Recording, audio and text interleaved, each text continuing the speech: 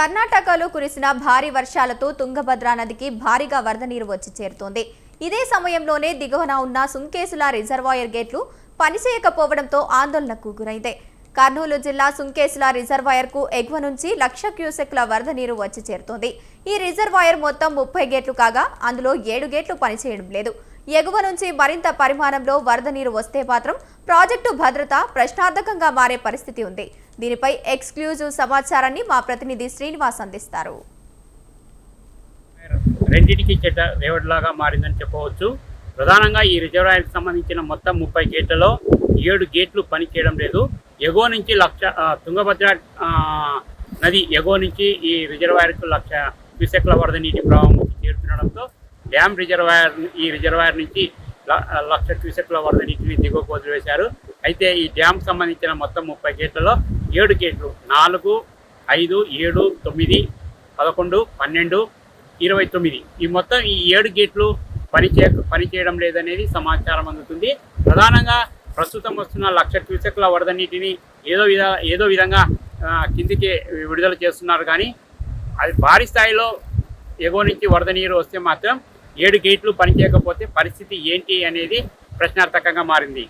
ఈ డ్యామ్కు సంబంధించి ఖరీఫ్ సీజన్ ప్రారంభం కాకముందే డ్యామ్కు సంబంధించిన గేట్ల పనిచేస్తున్నాయా లేదా అనేది టెస్ట్ చేయాల్సి ఉంది. అయితే ఈ రిజర్వాయర్ని పరిశీలిస్తే మాత్రం ఈ రిజర్వాయర్లో 365 రోజులు నీరు నిల్వ ఉండడం వల్ల డ్యామ్ గేట్లను మరమ్మతులు చేయలేని పరిస్థితి ఎదుర్కొంటున్నారు. ప్రధానంగా ఈ రిజర్వాయర్కి సంబంధించిన ఇది కేవలం కర్నూలు కడప కాలువకు తాగునీటితో పాటు ఇటు కర్నూలు నగర ప్రజలకు తాగునీటి వనరుగా కూడా మారుతుంది.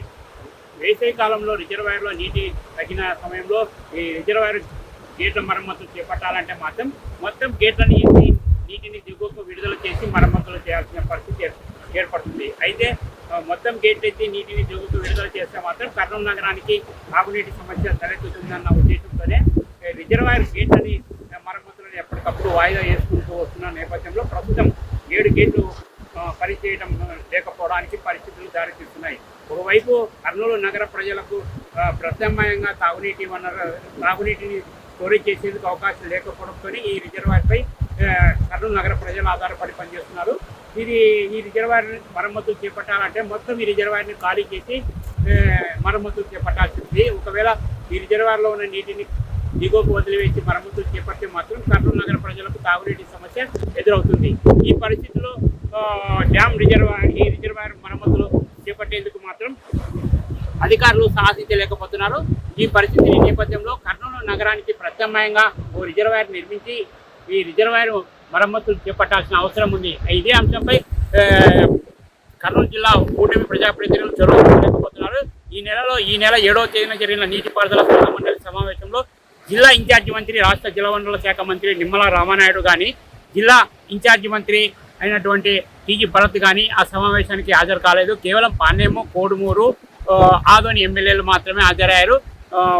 కర్నూలు నగరంతో పాటు ఈ గ్రామ పరిసరాలకు కీలకమంగా మారిన ఈ సుంకేసుల రిజర్వాయర్ గేట్ల భద్రత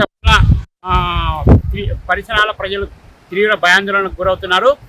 కనీసం జిల్లా సమీక్షా సమావేశంలో ఈ గేట్ల మరమ్మతులకు సంబంధించిన అంశం కూడా చర్చకు రాకపోవడం దారుణంగా మారింది.